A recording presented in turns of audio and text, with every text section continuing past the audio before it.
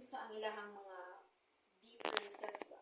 Or unsa ang pwede kasuhan? Or kinsa ang pwedeng magpakaso ana? So, okay, so we are going to find that kanang sa. So, kumingon ta basin maglibog mo, so kumingon ta sa adultery, babae siya nga kasado. And then sa concubinage is lalaki nga kasado. So, commits sexual intercourse not her husband. So, mo na to, ga-commit sila both og sexual intercourse sa dili nila mga asawa. So, ang adultery di ay kay one ka sexual intercourse nila or usa ka pakipagtalik nila is ga-commit na sila og one adultery. So, kung panangitan if kanang daghan na kayo nag-sexual intercourse, so bugat na kayo kaso ana, di ba dapat kung kadaghan mo kay one count sa sexual intercourse, one count po sa adultery. So, pwede kasuhan ng girl. So, kung moingon ta nga kinsa may pwede kasuhan sa adultery, ang babae nga nangabit or ang lalaki nga kabit. So, the answer is pwede siya kasuhan. Dapat jud duha ang kasuhan sa adultery. Ang bai ug ang laki, ang kabet ug ang nangabit. So, meaning, if panangitan ako'y laki nga akong asawa nangabit, dili ingon nga ay ang nakasala ani kay ang lalaki ra kay mao'y kabit. Dapat imo pong kasuhan apil. Kung magpakaso ka sa laki nga kabit, dapat imo pong kasuhan apil ang babayi, imong asawa. So patas ang duha, diba? Dayon, pwede kasuhan ang both ani kanang offender ug ang kabit. Dayon, if moingon ta nga palitan kanang moingon ta nga nasakpan nimo imong asawa or nasakpan nimo ang imong babayi, imong asawa ba nga nag sexual intercourse jud ka lang sa akto ba nga na kuan dito nimo nga nagkuan sila nakita ay kaning nag-sexual intercourse sila or kanang sa mga hotel, di ba na yung mga nahitabo nga ana. So, if kanang for example yung yun nga kanang tungod sa imong kalagot kanang na kuan nimo ba napatay nimo ang laki nga katalik sa imong asawa. So, ang question is pwede ba ka mapriso? So,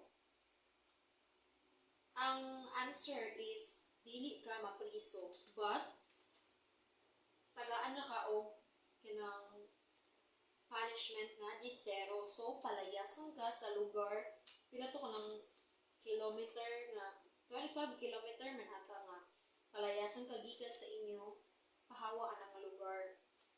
Mauro na siya ang kanang unsa na kanang kuan nimo as ikaw nga bana nga nakapalitan na lubaan nimo or napatay nimo ang katong kabit sa imong asawa, mauro na siya ang kuan gestiero. So, ang kanini ay adultery o concubinage, okay? Concubinage kay kuan na sila kanang private crimes. So, kanini ay ako ang gi-report concubinage o adultery kay kuan na sila under na siya sa crimes against chastity. So, private crimes na siya. Okay, so kung mangutana ta, if kinsa may pwede magpakaso, kinsa may pwede mupasakag kaso sa both mga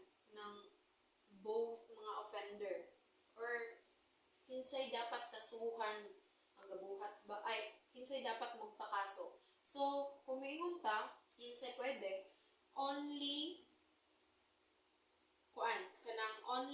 ilahang mga legal spouse.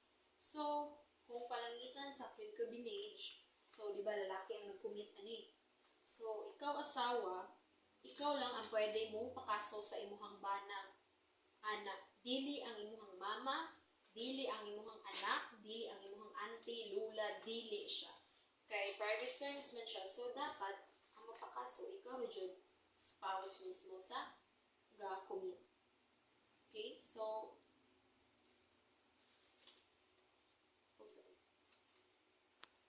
Go.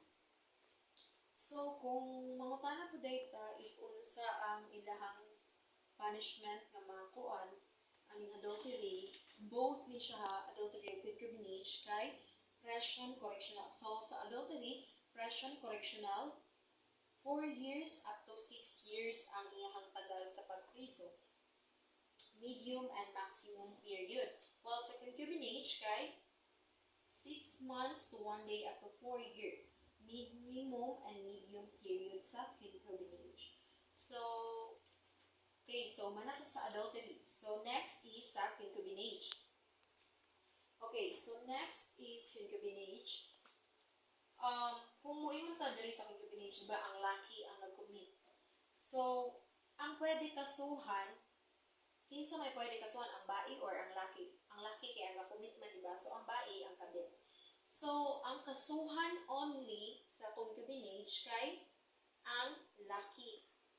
So, diba, concubinage, husband ni siya, kanang kasalo nga laki. So, ang pwede ra kasuhan ani ang laki. While ang babae ani nga kabit kay kuan lang siya, kanang kuanan lang siya, tagaan lang siya og distyero nga palayason siya sa ana nga lugar pila ka miles within sa imong gipuy-an. So, di ba murag unfair kayo sa adultery kay ang adultery both kasuhan. Dayon sa concubinage kay kanang laki ra ang kasuhan. So, ang bayi mag kuan lang siya, layas lang siya. Okay, so naatay gitawag sa both articles nga consent and pardon. Kung mo yung consent and pardon, kanang palitan, napasakan nagkaso ng both parties ha. So, napasakan na sila kaso. So, panalitan ang naay ka ng murag, kanang sa both na niya ka lang naay ka ng murag, ang ilang bitang partner is, kanang murag maluoy, ano ba, kanang masayangan na mapriso yung asawa, kay love pa niya, inan kanang murag bitang mag-blind sa bugmaan niya sa bae ba, or ka sa laki. So, pwede siya kuanan og consent and pardon. So, unsa man ni siya? So, applicable na siya sa concubinage o adultery. So, pwede nimo siya mapasaylo. Dapat, kung ing-anak man gani nga palitan, ako'y asawa sa lalaki nga mo'y nangabit, dapat ako ang pasayloon ang katong ako ang bana nga nangabit ug ang iyahang kabit para dili na makuan ang kaso. Dapat ning anak. Dili lang kay ang imuha lang pasayloon kay imuhang bana kay lagi imuhang bana, sayangan ka sa inyong pamilya, anak. So, dapat, both gyud nimo pasayloon, consent and pardon. Okay, same as sa adultery ha. Dapat, pasayloon nimo siya nga, willing nimo ba, dili bitaw ka nang ingon nga napugos lang ka kay lagi na. So, dapat, pasayloon na mo siya, para pwede na nga, dili ikaso. So, muna siya gitawag ng consent and pardon. Okay, so, concubinage pod ha, kay private crimes gyapon siya. So, ang pwede ra gyapon magpasa kag kaso is ang spouse. Ang kuan lang, ang ilahang mga partner, legal spouse. And then, same as adultery, Pression Correctional, 6 months, 1 day up to 4 years. Dayon, ang bayi nga kanang ang ihatol sa iyaha is distyero within 25 kilometers gikan sa imuhang gipuy-an. So, okay, so kanang naadi tay gitawag sa mga term nila both nga mga kabet, di ba? Wow, social. So, natay gitawag nga okay, so sa adultery adultery is ang tawag sa kabet, di ba, ang nag-commit ani kay ang babae man nga kasado, so imong asawa. So, ang kabit ani niya, ang tawag, kabit nga lalaki, ang tawag is paramour. Paramour ang term sa kabit nga lalaki. While sa concubinage, kay ang kabit nga babae is concubine. Muna siya, concubine ang babae nga kabit. So, ayaw mo kalibog ha, sa adultery, paramour ang kabit. Sa concubinage is concubine. Wow, kalindo. Okay, so kanina tayo kanang scenario sa both ani nga ba. So, pwede ba kasuhan if nagkasabot ni nga wala nay pakialaman sa usab-usab? So, ingani.